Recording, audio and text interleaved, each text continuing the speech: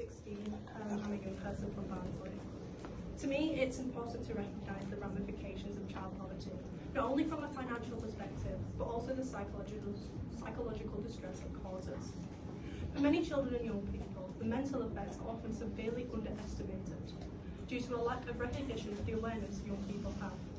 Throughout my life, I remember being poor. The mould that would seep from under the washing machine, the bath, the sink, the toilet, the car that never worked, we would have to walk from the shops. Though I was a lot younger, one memory really stuck with me: losing my house. Having to watch my mother of 3 struggle on her own, trying to keep a roof over our heads, while simultaneously reassuring her 3 children, the oldest being myself, only 7, that we will be okay, still has a lasting effect on me almost a decade later. The other week, when our landlord threatened to sell the house again, I had no doubts as to what that meant. We have a lot better now. My mum works a contracted job, and there's not as much pressure on us, but there's still a lot of distress that looms over our heads. The mental impact of being in such a vulnerable financial situation didn't pass me by, but the consequences of it, so far along, makes me wish they did. These mental impacts result in feelings of isolation as a result of the general lack of understanding of the consequences from others, resulting in a reduced support network for the young person.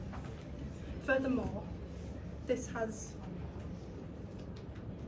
a negative impact. This is my own handwriting, it's very bad. This has a negative impact on the upbringing and education for the young person, leaving them stressed by something that they have minimal control over, reducing their focus from their education, which is said to be paramount, oftentimes being blamed for this themselves. There are also undeniable feelings of guilt that arise in the young person, frequently feeling as if they are the problem and they're to blame, and they make things worse. A situation in which it is a child's own financial complications. I'm less familiar with it, of course, but I'm sure the effects are the same, causing unnecessary stress that could easily be relieved if only there was more empathy and support systems. In my opinion, the government needs to ensure that the child poverty strategy invests strong support systems and networks for children suffering as a consequence of poor financial situations, to minimise the impacts of what should already be avoidable issues. It's imperative that schools, the place where young people are most frequently at, are also fully equipped to support a young person,